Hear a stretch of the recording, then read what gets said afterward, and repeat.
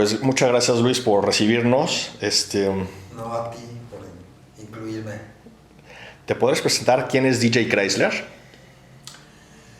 DJ Chrysler es performance. Soy Luis Carlos Gómez y tengo un proyecto como desde hace más de 30 años como musicalizador en eventos de música electrónica, al cual por mi vinculación con el mundo del performance anteriormente, entonces me escogí el nombre de Chrysler porque Chrysler es performance, así rezaba la propaganda, la publicidad de los autos. También por mi vinculación con Nueva York y el edificio de la Chrysler, entonces por eso escogí ese nombre. Pero soy Luis Carlos Gómez. Muy bien. ¿Cuándo y cómo conociste a Estrella Carmona?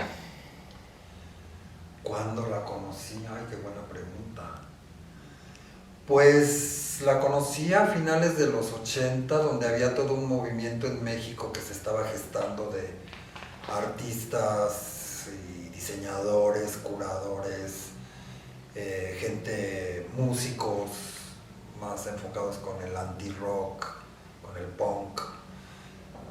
Y esta efervescencia de gente inquieta, que éramos todos jóvenes, pues nos llevó a de repente a coincidir en espacios que se estaban gestando, como el Salón de Aztecas, La Quiñonera, el Centro Cultural Santo Domingo, y lugares que se hacían aquí en la Condesa, en la Galería de Benjamín Díaz, la Galería de Arte Contemporáneo. Entonces eran como spots donde nos reuníamos y donde acudía mucha gente de la plástica mexicana de esos entonces.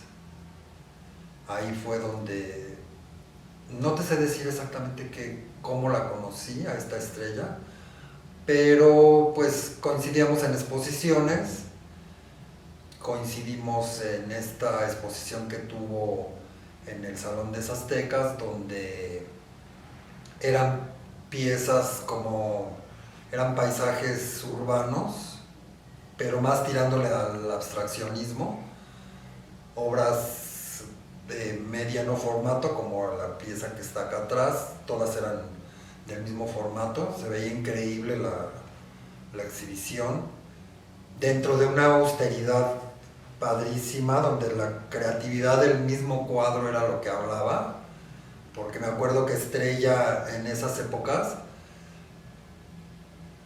también influida por su rollo de lo postindustrial, de marco le ponía una cinta de aislar negra.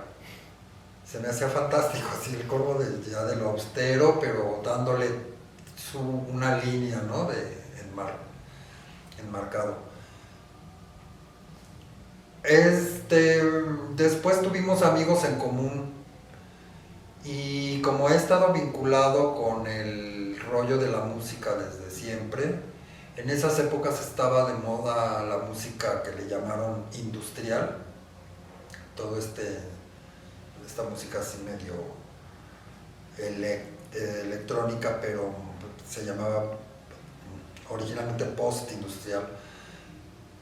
Esta estrella tenía, en alguna vez que nos pusimos a platicar, ella conocía varios grupos de música industrial, de música de techno de esa época, que eran como Front 242, Nitzerev y aparte Dark también, Cocteau Twins, toda esa música que se estaba generando en ese tiempo. Me comentaba Estrella que al menos en esas piezas de esa exposición, ella se influía, se ponía como, digamos, alcanzaba ese trance creativo por medio de la música industrial en ese momento, que me acuerdo que me decía, y mis vecinos odian, porque aparte ella para pintar lo hacía a las 3 de la mañana, 2 de la mañana, cuando ya sentía que podía estar expresando esto, pero sí estaba influida por todos esos creadores, ¿no? De música. Y eso fue lo que nos hizo primero así hablar, ¡ay, qué padre! Y bueno, también textos de autores, Spinoza y toda esta generación de filósofos del posmodernismo y el industrialismo. Era como que lo que platicábamos, de repente ya coincidíamos en ciertas cosas, en la inauguración y todo el proceso de lo del edificio Balmori, que fue todo un movimiento que se dio también orgánicamente, dirían ahora, donde se tomó un edificio público para darle espacios a los artistas visuales, pintores y performancistas. Ahí ella también presentó una pieza y como fue durante ese proceso como un mes más o menos, era estar conviviendo, estuvo increíble, más la experiencia que ya el resultado, que también fue muy padre, porque se reunió a gente disímbola, creativos de muchas generaciones, estuvo Urrola, por ejemplo, y también chavos muy nuevos, ¿no? Y ahí tuve también la oportunidad de convivir con Estrella Carmona. Entonces, así se fue haciendo una especie de amistad y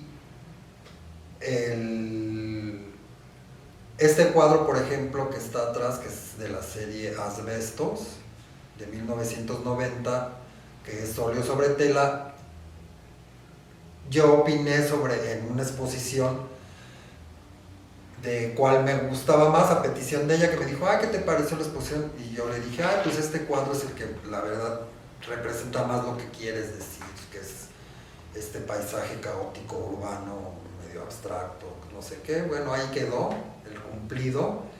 Y terminando la exposición, de repente un día tocan a la puerta en un estudio que tenía aquí cerca en los edificios Condesa,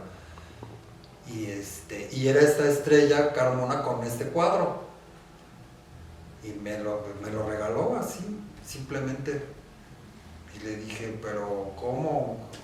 ¿Quieres que te lo guardemos o qué? No, te lo traigo, te gustó, es tuyo. Y entonces de ahí, a partir de ahí, pues obviamente ya quedamos más como una hermandad, digamos. Después yo me fui a vivir a Nueva York, ella siguió aquí pintando, se siguieron haciendo cosas, pero nosotros nos dejamos de ver físicamente, pero sí manteníamos, que en esas épocas hablar de larga distancia pues era bastante caro, no era como ahora, y luego coincidí y demás. Varias veces me acuerdo que le hablé por teléfono y estaba dando clases, y le pasaban el teléfono de ahí, de donde daba clases, para ahí, porque antes del celular, ¿verdad? O sea, hace 20,000 años. Y pues teníamos a pesar de no vernos durante muchísimos años, siguió esa amistad, ¿no? Hasta después de sus últimas exposiciones, me enteré ya con las redes sociales, que iba a tener una exposición individual en el Centro Cultural Veracruzano, tengo entendido. Y ya ahí fui y dije, voy a ir a verla porque ya no tengo el contacto. Fui a verla, nos dio mucho gusto volvernos a encontrar. La exposición estaba impresionante, ya a un nivel, yo la dejé de ver que 10 años. Entonces esos 10 años se notaron en la evolución de su obra, ya una obra así súper fuerte, potente.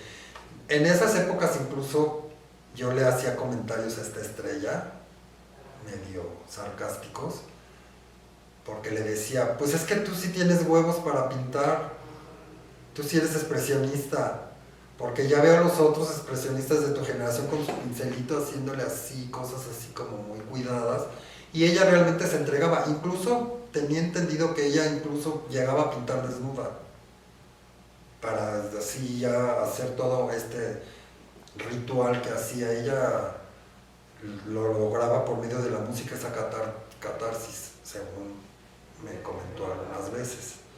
Entonces yo sí le decía, ay no, pues es que ella sí pinta con el corazón, pero que en la mano, ¿no?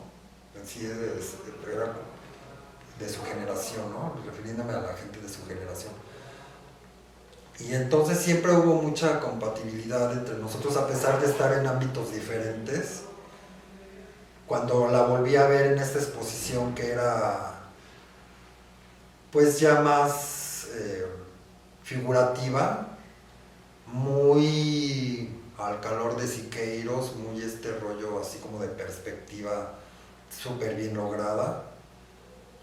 Me acuerdo que leí las críticas porque le puse ahí algún pensamiento, algo en el libro que hay en las exposiciones, y no faltó quien, asumiéndose como curador y crítico, puso, muy padre, pero deberíamos buscar nuevos rumbos.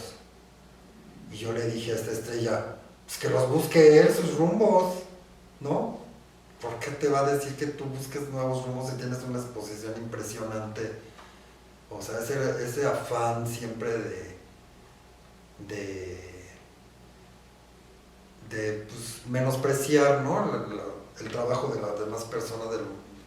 Ahora ya se da mucho con el anonimato de las redes sociales, que ahora ya todos somos críticos, todos somos curadores, todos somos DJs, todos somos artistas, y todos tenemos un punto de vista que a nadie le importa, ¿verdad? ¿Qué representa la obra de Estrella para ti?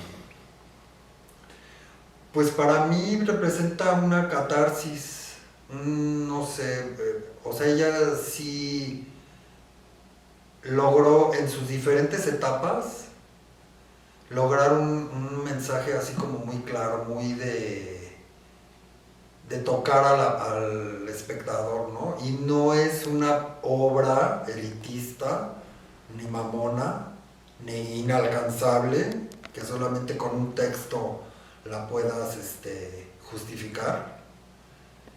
Es una obra que por sí sola te habla y que sí puede llegar a diferentes públicos, que para mí eso es más valioso, ¿no? Que no te tengan que explicar una pieza, que la tengas que sentir. Y sus piezas sí se sienten, ¿no? Se siente, aparte del concepto que ella manejó de la parte así como muy ciencia ficción, tiene una parte como de cyborgs y de cosas científicas, como de guerra, todo este rollo, la estética de la guerra, pues es terrible, ¿no? Es terrible que con una cosa tan negativa como es la guerra puedas generar una pieza bella. Y ella sí lo logró, ¿no? Una pieza con una calidad expresiva muy importante, pues, según yo, ¿no? A lo mejor es porque era mi amiga. Me dolió mucho cuando ya me enteré que falleció y demás. Fue una cosa de sorpresa porque pues yo la vi en su última exposición y nunca me imaginé que estuviera siquiera enferma. Creo que ella ni tampoco lo sabía, afortunadamente. Pero esa pieza, esa obra que vi en el Centro Cultural Veracruzano, que eran y piezas no tan grandes, tenía una fuerza increíble. O sea, de pocas exposiciones he estado viendo 2 veces y luego regresé otra vez para verla sin gente y sentirla, ¿no? Ya después, por ocupaciones de ambos y que yo estaba de repente viviendo aquí, de repente no, y eso pues uno no piensa que alguien tan joven, o incluso uno, pues pueda desaparecer, y así fue. Entonces sí fue medio choqueante el asunto. ¿Qué importancia tenían los lugares alternativos en la década de los 80 y 90? ¿Y cuáles eran los lugares en los que te presentabas? Pues eran lugares en donde realmente se estaba generando una cultura más allá de las expectativas para lo que fue creado, porque pues eran bares, eran clubes subterráneos, eran galerías ambulantes o itinerantes. Entonces era la oportunidad para presentarte en donde se pudiera, muy lejos del calor de las instituciones y del apoyo, bueno, ni se diga, ¿verdad? Entonces eran lugares donde se hacía la autogestión de diversos grupos de música, de performance, de pintura, de artes, de danza.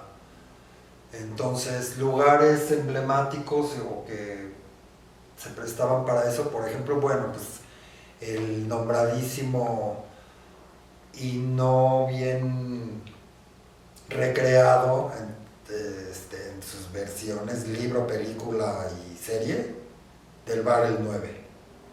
Ya vendrá mi serie y mi libro y mi película, porque yo sí la viví. Sí viví esa, afortunadamente, bueno, estaba chavo y podía yo salir diario y salía diario. Entonces, este bar 9 fue característico más por sus tocadas de rock, que ya sí, Café Tacuba, todas ellas sí. Pero antes que eso, era un lugar donde Henri Donadieu proponía llevar cultura a un antro, que es un club, un bar gay, ¿no? Entonces de repente sí veías que había la instalación de Gurrola, con refrigeradores, televisiones y todo pero una instalación bastante grande, casi ocupando toda la parte principal del bar, que no era tan grande.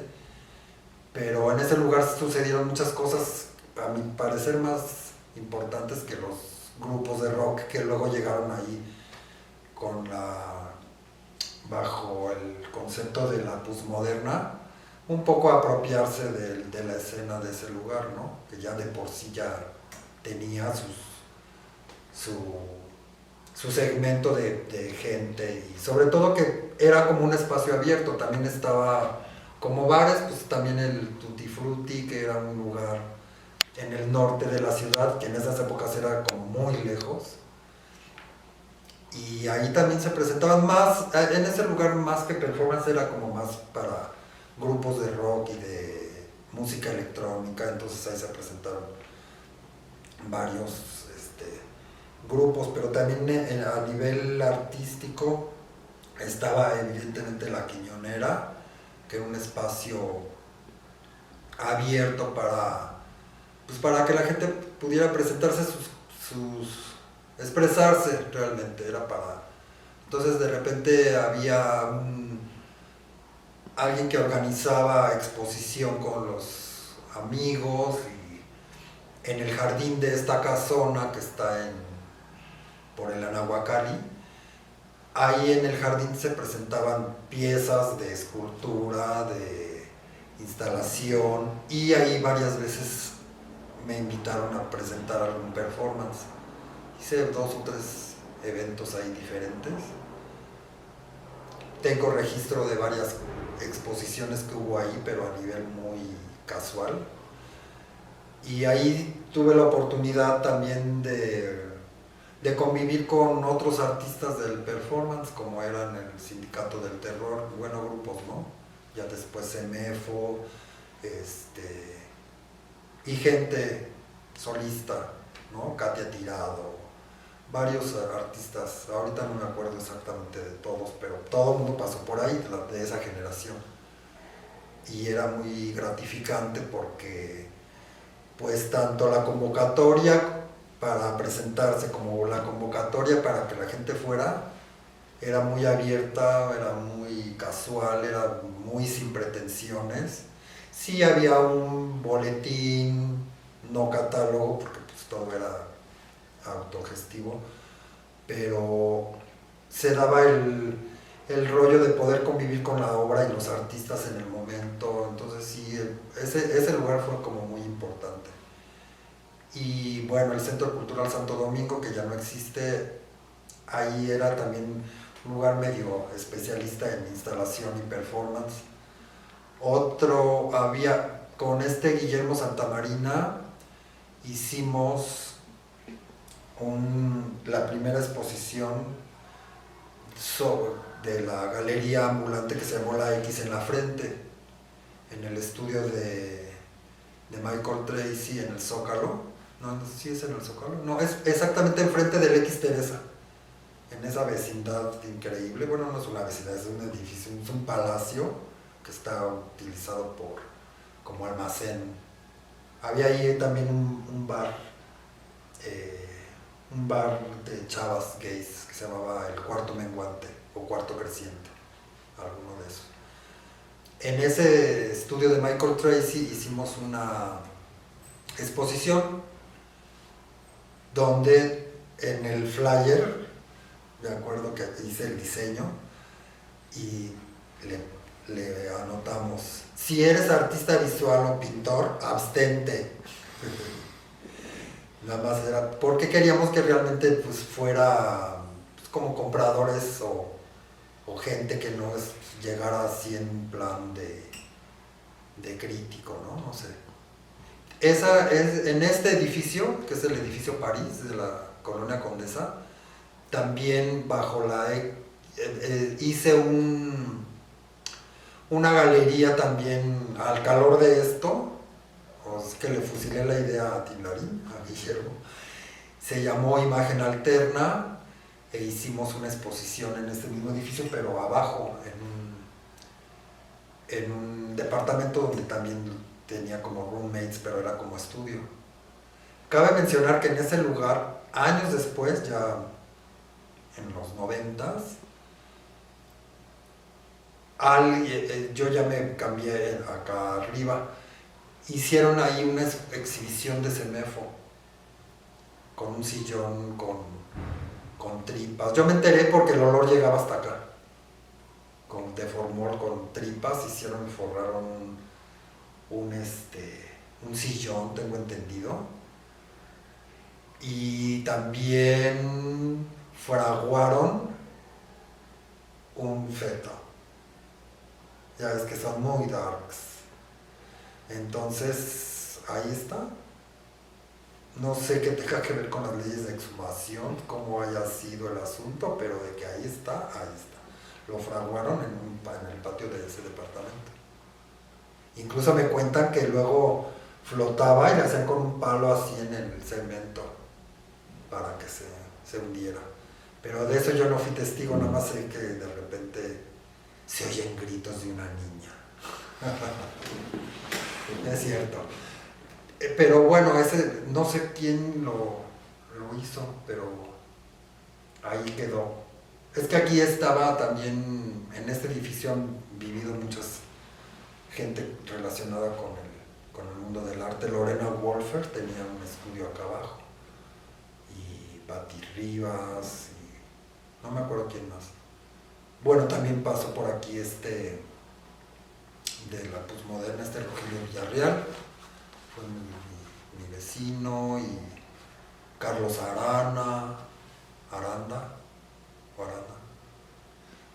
Entonces, pero aquí nunca pude recibir a esta estrella. Cuando la fui a ver a su exposición le dije, ay, bueno, ya tengo un lugar para que podamos poner música y hacer cosas. Y ay, sí, qué padre. Sí, le dije, aquí sí no hay bronca que le podemos subir. No hay. Aquí los vecinos son como, más que los vecinos que sean tolerantes, el edificio tiene una acústica que permite que uno pueda subirle ciertos niveles. Entonces quedamos en eso. Sí, hay que hacer un cóctel entre nosotros, cenar, platicar, porque teníamos muchos años de ver y de repente ya la dejé de ver y ya luego me enteré de su deceso. Luego le comenté a Edu en una exposición que hicieron del Día de Muertos en el Falso 9, nuevo 9 que abrieron, Henry.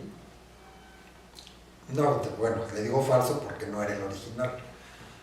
Pero ahí había obra de esta estrella y hablando con Edu le dije, oye, qué horror que se fue tan rápido, y ya me contó cómo fue y le dije, es que yo tengo una pieza que sí me gustaría de repente pues tener un certificado de autenticidad, aunque no lo necesite y no la pienso mover, pero para tenerlo, o incluso tenía yo la posibilidad de adquirir una pieza, pero le dije, pero no la quiero pagar a precio galería.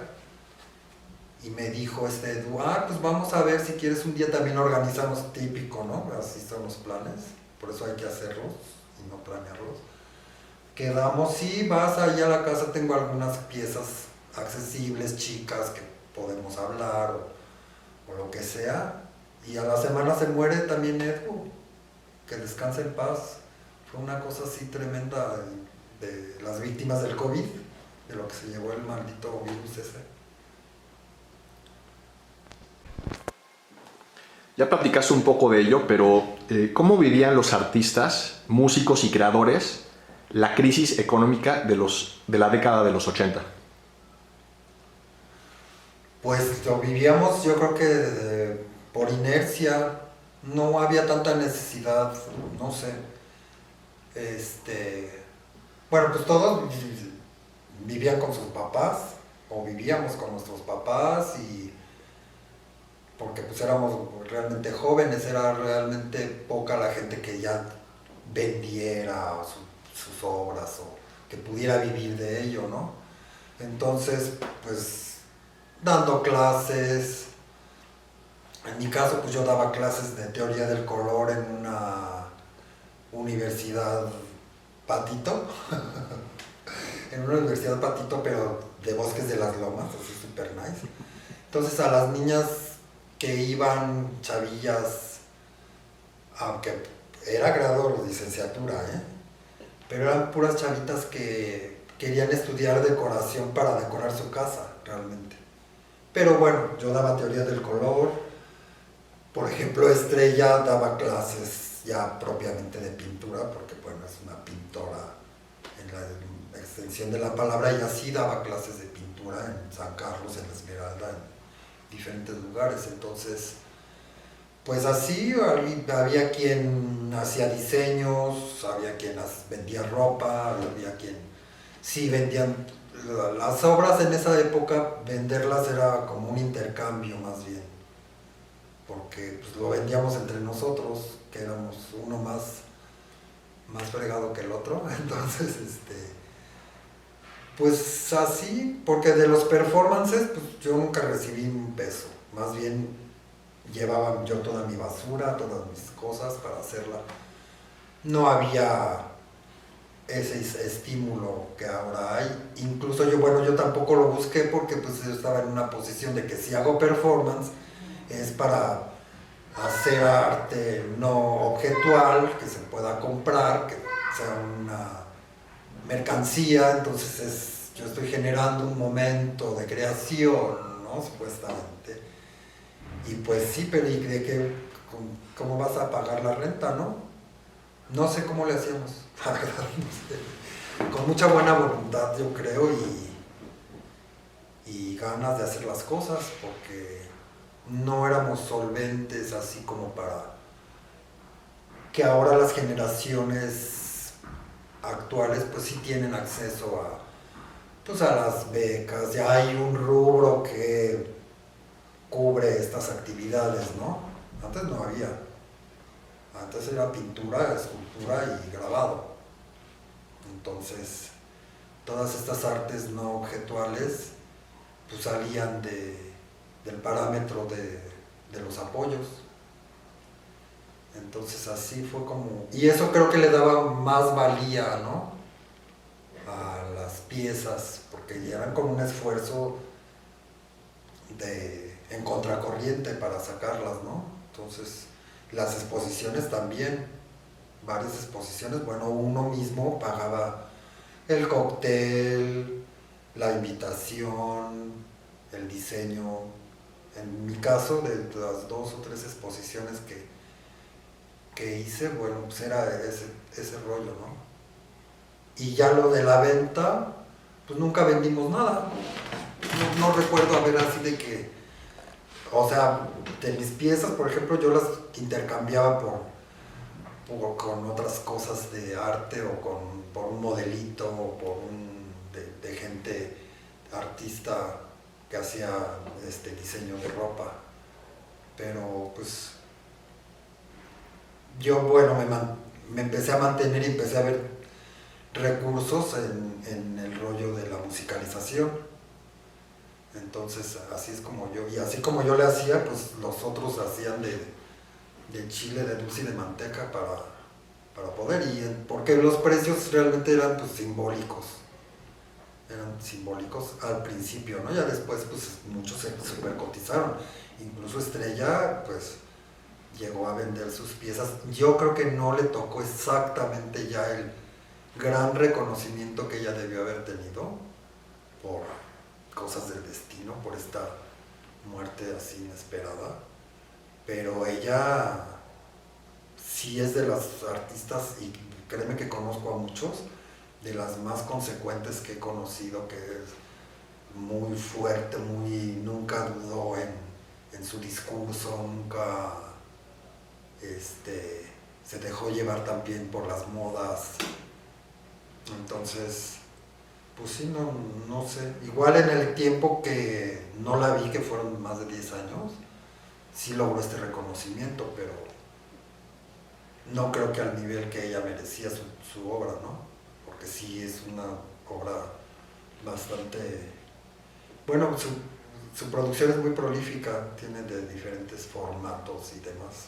Entonces, así es como lográbamos sobrevivir las crisis también que había, pero bueno, como yo les he dicho, al menos en mi caso yo siempre he estado en crisis monetaria, económica, de salud, de identidad, de todo. Entonces ya cuando empezaron, cuando fue lo de la pandemia, pues yo ya dije, pues yo no salgo más que a trabajar, ¿no? Entonces las crisis creo que siempre han estado con nosotros y siempre van a estar. Eso no es un factor. ¿Qué tensiones había entre el centro y la periferia de la ciudad? Existían propuestas artísticas y musicales en la periferia y provincia en esos años? Bueno, a nivel musical es lo que yo te puedo decir. Sí, y definitivamente sí. Digo, a nivel plástico y demás no te sé decir, no porque no lo haya habido. Pero a nivel musical, por ejemplo, bueno, yo me llegué a presentar en toda la zona conurbada, en lugares nada fancy, porque aquí en México se empezó a gentrificar el rollo de lo electrónico, de DJs. Entonces yo me exilié en los lugares cero glamurosos, ¿no? Como Ecatepec y toda la zona conurbada, ¿no? A nivel artístico, pues me imagino que también. Pero en esa época, por ejemplo, sí estaba, en los finales de los 80 estaba más en el sur de la ciudad. Y para gente que estaba como que en la ENEP Agatlán, en la ENEP de San Carlos, como muy del sur, pues en la Quiñonera era en el sur, muy sur. Y en el norte, por ejemplo, yo que estaba en el norte, en la Universidad Autónoma Metropolitana, la de Azcapotzalco, ahí también llegó a haber cosas, pero bueno, era una universidad, ya sería así, ¿no? ¿Verdad? Teniendo maestros como Maris Bustamante, Marcos Curtix, que daban clases ahí. Entonces ahí de repente se presentaban o presentábamos eventos de performance. Yo varias entregas, digamos, entregaba un performance o un videoarte o una videoinstalación, y nunca entregué un logotipo, por ejemplo, una campaña publicitaria que es para lo que era, ¿no? Pero pues afortunadamente tuve la suerte de contar con estos profesores, ¿no? Que no sé tampoco qué hacían ahí, pero el que le dieron todo un rollo muy plástico a una carrera pues totalmente como de oficina. Entonces, bueno, y a nivel teórico, pues también tuve la oportunidad de tener a Enrique Dussel, que es un teórico así del diseño y de toda esta filosofía de la poyéutica, muy importante, ¿no? Y tener amigos de generación como el artista César Martínez, entre varios, ¿no?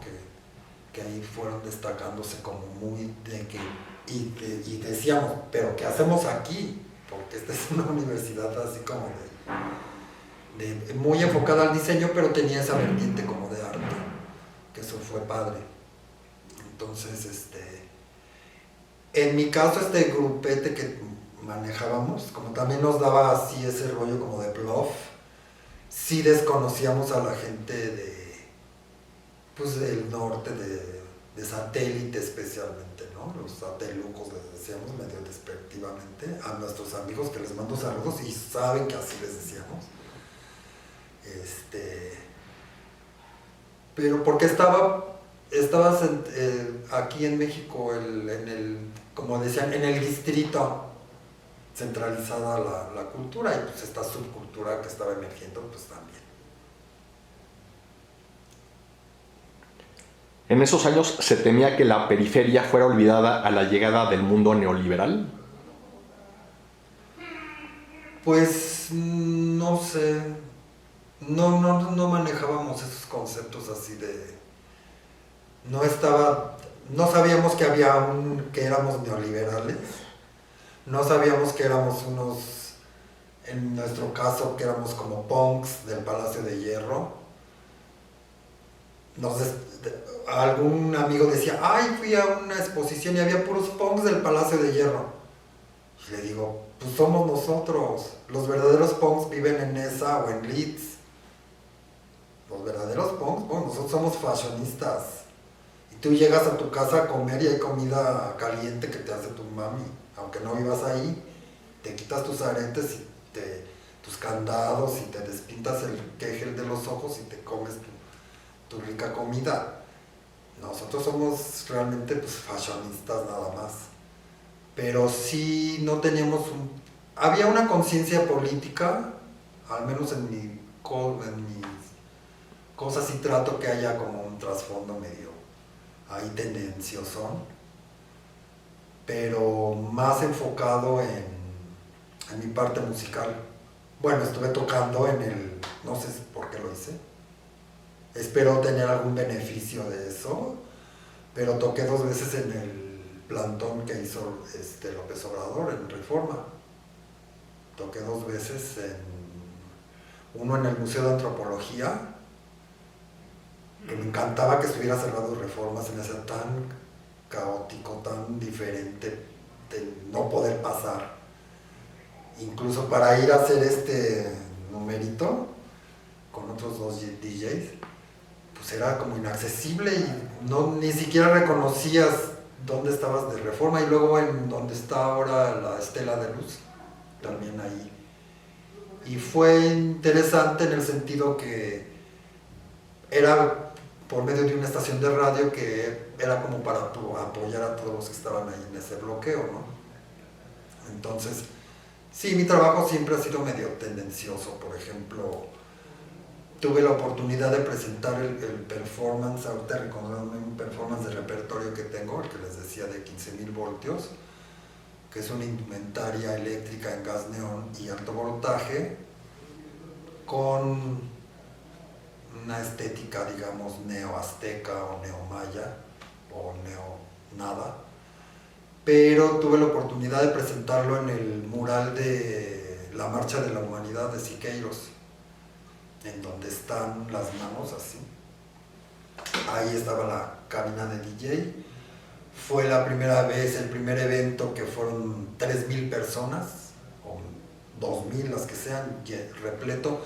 Y ahí presenté este performance, y entre las consignas que decía era que, como dijo Siqueiros, el arte para el pueblo, y no sé qué, ¿no? Pero muchos chavos ravers decían, ay, pero es que eso de pueblo se oye súper gato. Ay, no, adoré. ¿Cómo que de pueblo? No, o sea, no se sentía en pueblo. Así me dijeron, ¿por qué dices eso? Eso del pueblo se oye medio gato. Me encantó. Entonces ahí tuve la oportunidad de estar, fue inaudita esa fiesta, inaudito, solo en México pasan esas cosas, porque bueno, es este mural gigantesco que aunque sean materiales así muy industriales, muy resistentes, piroxilinas y demás, bueno, ya 3000 personas bailando y sudando, se veía cómo escurría el sudor de todas las piezas. Y el sonido, pues, yo creo que también la vibración ha de ser no sé cómo lo consiguieron, porque en esas épocas ni para una conferencia te lo prestaban. Entonces de repente, bueno, sí sé por qué lo consiguieron. Era cuando la impunidad nos beneficiaba, pero pues ahora ya no va a ser posible. Entonces ese documento lo tengo y próximamente lo voy a compartir con todos ustedes. Una vez que México se insertó en la cultura globalizada, ¿cómo cambió la escena de artistas, músicos y creadores en el tener mayor acceso a contenidos de otros países? Bueno, pues en este tenor creo que la digitalización es lo que más y el advenimiento del internet, evidentemente, es lo que vino a cambiar esa manera de producir y también de consumir productos artísticos, ya sean musicales o visuales.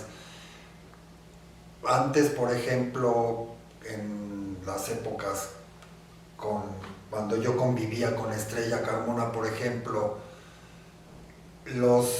la música que le gustaba a ella para inspirarse y que consumía, que era muy lejos del rock y muy lejos de lo que estaba de moda, que era este rollo ya medio principios de la música electrónica como tal, pues lo teníamos que conseguir en discos físicos de vinil, y ahora, bueno, con un clic tú ya lo tienes, esa información en tu teléfono o en tu USB, con lo que es.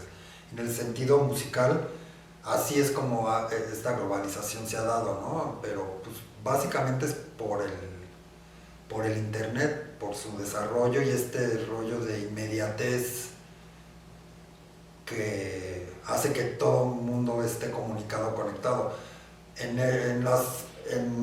En mis tiempos, por ejemplo, para una exposición que hacíamos, pues era con serigrafía, ya también la invitación era como una piecita, pero no pensando en de que es una serigrafía, no, porque era lo que teníamos.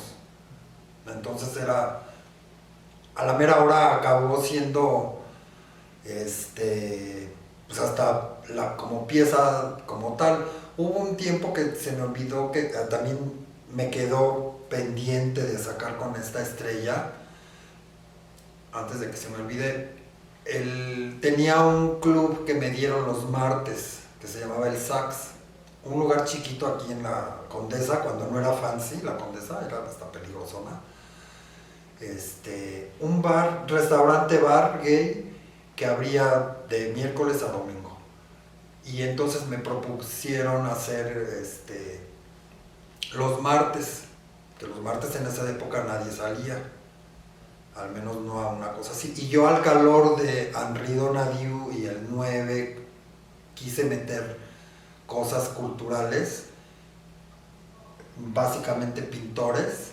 Entonces cada martes yo le hacía un cóctel al pintor o al artista y me quedó y ya no llegué a lo de Estrella porque ya me fui a vivir a otro lado y el lugar cerró. Pero ahí hice exhibiciones para Armando Cristeto, por ejemplo, cuya invitación, que era un flyer en serigrafía con su obra y el diseño mío y años después, en Nueva York, voy a una tienda de esas así tipo pues, Zara Home, o de esas tiendas como de decoración, pero como para chavos, así cosas accesibles y cosas hechas a mano, así floreros y cerámicas y cosas así, pero como de artistas. Y voy viendo que está esa impresión que hice, ese flyer, en un cuadernillo blanco, nada más se lo pusieron, se lo pegaron y ya costaba $10, $15 el cuadernito blanco con la imagen. Y entonces dije, pero ¿cómo llegó esto hasta aquí? Porque son varios. Entonces llegué a la conclusión de que el dueño del lugar, pues se quedó con todas las que le di, porque yo hacía un tiraje, unos los repartíamos y otros se los quedaba el del lugar para repartirlos entre la gente que iba toda la semana, ¿no? Entonces él, como se quedó, como quedaron padres realmente, él pues los vendió así, sin decirme nada, pero para mí fue como un orgullo. Dije, ya está mi obra, sin que yo mueva nada en Nueva York, ¿no? Pero así les hice las invitaciones, pero aparte era un intercambio con el artista, porque pues no había manera de pagarles por la exposición. Nunca se vendió nada, a pesar de que fueron varios. Le hice cóctel a Ferrus, le hice cóctel a otro artista cubano pop, no me acuerdo cómo se llama, le hice a Imanol Luquín, que es un amigo que hace unas cosas fantásticas. A amigos realmente así cercanos que les montábamos su exposición, y el intercambio era de que, bueno, pues ya te hice la exposición, entonces me daban una pieza o algo así, ¿no? Entonces, este rollo de global no podría haber sido ahorita, sería muy diferente, porque ya las invitaciones ya serían nada más un post.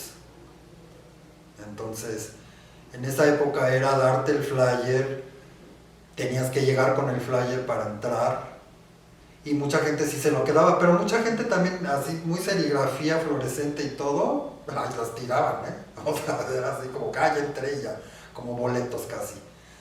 Entonces, pues sí, hay un abismo de diferencia entre toda esta producción que se hacía casi artesanalmente, y ahora que es diseñado básicamente para la pantalla de un teléfono. Pero pues lo demás ahí queda, sí están las cosas, ¿no? Entonces, así es como este rollo globalizador. En mi caso, por ejemplo, pues todo ese cúmulo de discos que hay aquí, pues digitalmente caben en una USB, que es como ahora mezclo en los lugares, ¿no? Generalmente ya no llevo, a menos que sea una cosa que ya ahorita está otra vez de moda ponerlo, el formato análogo, pero lo digital también a mí me apasiona muchísimo, y aparte agradezco que es una facilidad para todos, en todos los ámbitos, ¿no? En todos los ámbitos. A veces abusan con sus comunicados escuetos y cosas así muy de esta inmediatez y ese rollo de que tiene que ser así todo instantáneo y efímero, pero pues así es la evolución de la comunicación visual y auditiva. ¿Recuerdas alguna anécdota con Estrella que te gustaría compartirnos? Pues que es, bueno, pues más anécdota que te llegue el artista con su cuadro, tú en pijama, y de que se me caía la cara de vergüenza de que, oye, no merezco esto, ¿por qué me lo regalas? Porque sí éramos amigos, pero no tan amigos. Nos hicimos amigos. Dices que me gustó la descripción que hiciste exactamente, y quiero que lo tengas, ¿no? Ah, no, pues bienvenido. Entonces, pero después yo veía que, por ejemplo, sus amigos de generación, sí lo comenté con ella alguna vez, le dije, oye, es que ella sí era solvente en el sentido de que como ya vendía y daba clases y demás, pues era de los pocos artistas que tenía un espacio para recibir. Y entonces en ese rollo bohemio y artístico, bueno, se llenaba de unos patanes que estaban ahí nada más tomándose todos sus drinks y robándole la energía, y yo sí le llegué a comentar, no tienes obligación de estar anfitrioneando a todos estos briagos, porque aparte eran puros hombres. puros artistas así de, uy, bueno, pero llegaban sin una rama de pasotes bajo el brazo, y entonces yo sí, eso sí le comenté, le dije, oye, ¿no necesitas este tipo de gentecita, artistis, alrededor tuyo? Porque pues, y sí me llega, porque ella me llegó a comentar, ay, ¿qué crees? Eran 4 de la mañana y llegaron a quererme tirar la puerta de que no seas así, déjanos entrar, y ya sabemos cómo somos los que se autodenominan como artistas. Entonces, esa es una anécdota, pero bueno, la convivencia de nosotros era, pues te digo que más a nivel musical. Compartíamos, ella me preguntaba de grupos, yo le llegué a grabar varios tapes de música así, de la cual pues ya no tengo ahorita registro, pero pues varios de sus cuadros, ella me decía, ay, es que puse este tape que me regalaste y con eso saqué 2 cuadros, y ahí fue donde ella me dijo, sí, es que llevo una especie de trance, de catarsis por medio de la música, e incluso hasta desnuda pinto a deshoras de la noche y mis vecinos me alucinan, ¿no? Pero pues ese es el resultado de ser tan, pues tan transparente. Ella era súper, tal vez ingenua también un poco en su trato con la gente, porque como que no tenía un filtro como para... Se le pegaba a mucha gente que a mi parecer simplemente le quitaban el tiempo, la energía y las botellas. Entonces, así alguna en particular que me acuerde aparte de esas, pues no, nada más. Perfecto, Luis Carlos, pues muchas gracias. ¿Crees que quede con eso? Sí, buenísimo. Buenísimo, muchas gracias. De nada.